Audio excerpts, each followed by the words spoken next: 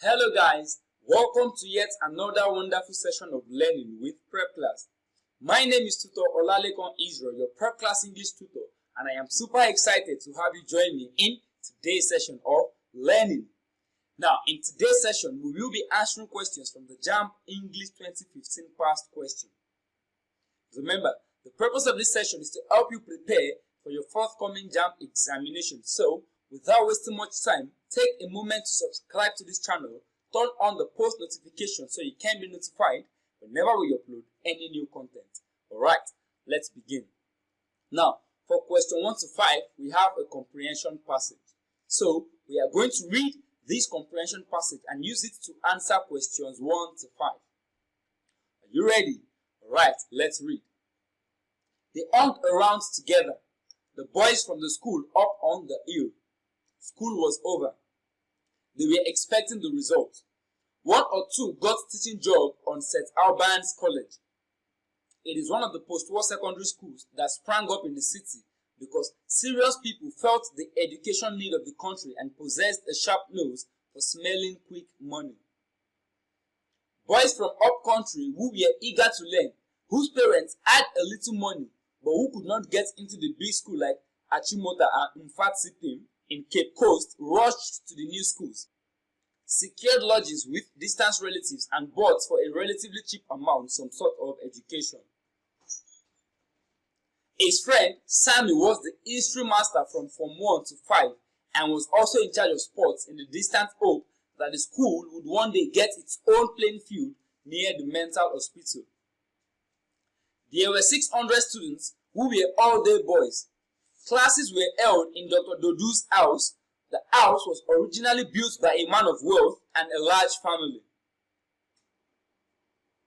The bedrooms, of which there were 8, were turned into classrooms. Toilets were knocked into pantries to provide additional classrooms for the ever-growing population of the school. Mr. Anokie, a retired pharmacist, owned the school. He laid great emphasis on science, being a science man himself. He wore a small rimmed pit of glasses, which made him look like one of those little black cats on Christmas cards. He had a small voice which squeaked with akbeteshi and a breath like the smell of gunpowder. He had spent many years at Polebu Hospital where he drank the methylated spirit meant to be supplied to laboratory assistants. He was dedicated to learning, a scholar in many ways. He knew Archimedes' principle. Whenever he shouted during terminal examinations, his battle cry of Eureka! Eureka! Then he had caught someone cheating. Someone looking over his mate's answer sheet. Mr. Anokie came from a long line of scholars. He claimed his grandfather went to England with Reverend T.A. Barnes, D.D., who was the Anglican Bishop of Cape Coast Diocese from 1896 to 1909. He was dedicated to his work. He interviewed Sammy himself, questioned him about his parentage and religious background, listened to him carefully and decided to appoint him on a salary of £6 per month, pending the outcome of his Cambridge School Certificate examination. He questioned him closely on history, especially the Glorious Revolution and Oliver Cromwell. So that is the passage. We are going to use this passage to answer questions 1 to 5. Question 1.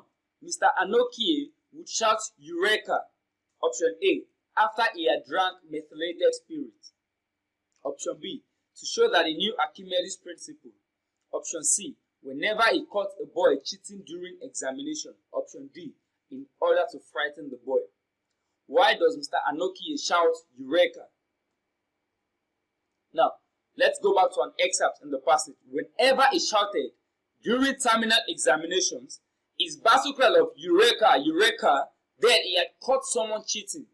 Someone looking over his mate's answer sheet. So, Mr. Anokie always shouts Eureka whenever he caught a boy cheating during examination.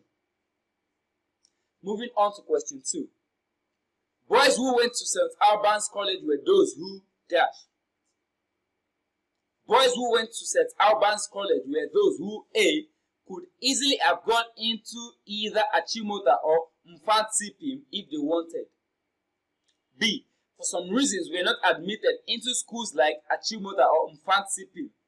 C. Rushed into new school. D. Did not want to live in the boarding houses of Achimota or Mfantsipi. So, boys who went to St. Albans College were those who what? Now, boys from up country who were eager to learn. Boys from up country who were eager to learn, whose parents had a little money, but who could not get into the big schools like Achimota and Mfantsipi in Cape Coast, rushed to the new schools. So, boys who went to St. Albans College were those who could not get into the big school like Achimota and Mfantsipi. Boys from up country who were eager to learn, whose parents had little money, but who could not get into the big school like Achimota and Mfantsipi in Cape Coast, rushed to the new schools. So the answer is option B. For some reasons, the boys were not admitted into schools like Achimota or Mfantsipi. So they went to St. Albans College. Right, moving on, question 3. Which of the following statements about Mr. Anokie is false? A. He supported the teaching of science. B. He abstained from drinking alcohol. C. He never condoned cheating during examination. C. His parents were educated Christians. Which of the following statements about Mr. Anokie is false? Now, option A. Mr. Anokie, a retired pharmacist, owned the school. He laid great emphasis on science, being a science man himself. So, option A is true. He supported the teaching of science. Option C. He knew Archimedes' principle. Whenever he shouted during terminal examinations, his battle cry of Eureka, Eureka, then he had caught someone cheating. Someone looking over his mate's answer sheet. So, option C is also true. He never condoned cheating during examination. Now, option D is also true. Mr. Anokie came from a long line of scholars. He claimed his grandfather went to England with Reverend T. Abrams. DD, which is Dr. Dodu, that is Mr. Anokie's grandfather, who was the Anglican Bishop of Cape Coast Diocese from 1896 to 1909. So, his parents were educated Christians. So, option D is true. His parents were educated Christians. Mr. Anokie came from a long line of scholars. They were educated. He also claimed his grandfather went to England with Reverend T. Abrams. DD now, this is Mr. Anokie's grandfather, Dr. Dudu, who was the Anglican Bishop of Cape Coast Diocese from 1896 to 1909. So, his parents were educated Christians. The answer is option B. Option B is false. He didn't abstain from drinking alcohol. He had spent many years at Kolebu Hospital, where he drank the methylated spirits meant to be supplied to laboratory assistants. So, he didn't abstain from drinking alcohol. The answer is option B.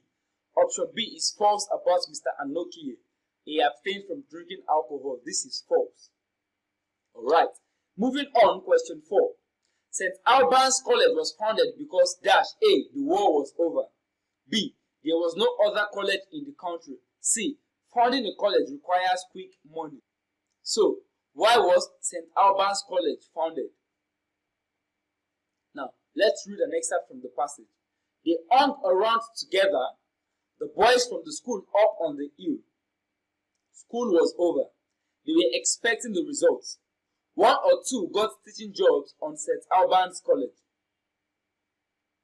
Now, St. Albans College now. It is one of the post-war secondary schools that sprang up in the city because, now this is the reason.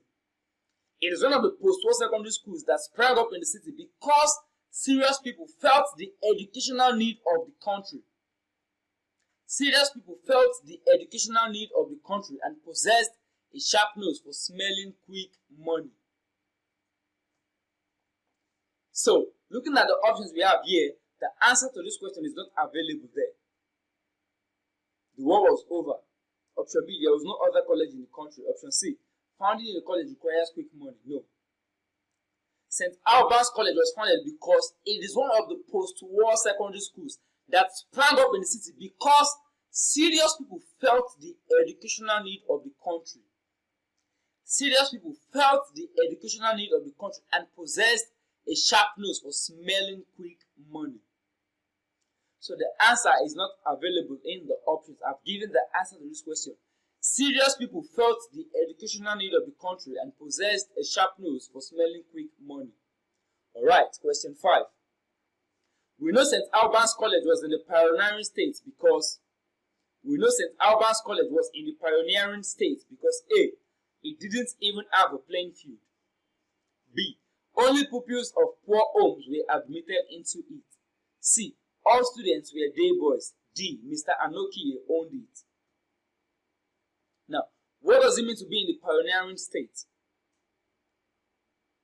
This means that the school is still in the development stages, just starting out. Now, an excerpt from the passage reads, his friend Sammy was the history master from Form 1 to 5 and was also in charge of sports in the distant hope that the school would one day get its own playing field near the mental hospital. His friend Sammy was the history master from Form 1 to 5 and was also in charge of sports in the distant hope that the school would one day get its own playing field near the mental hospital. So, we know St. Albans College was in the pioneering stage because it didn't even have a playing field. Alright, and with that we've come to the end of this wonderful session. Please do not forget to subscribe to this channel. If you enjoyed this video, click on the like button. Do not forget to drop your questions in the comment section. Also, share this content with your friends and loved ones. Thank you for your time. Enjoy the rest of your day.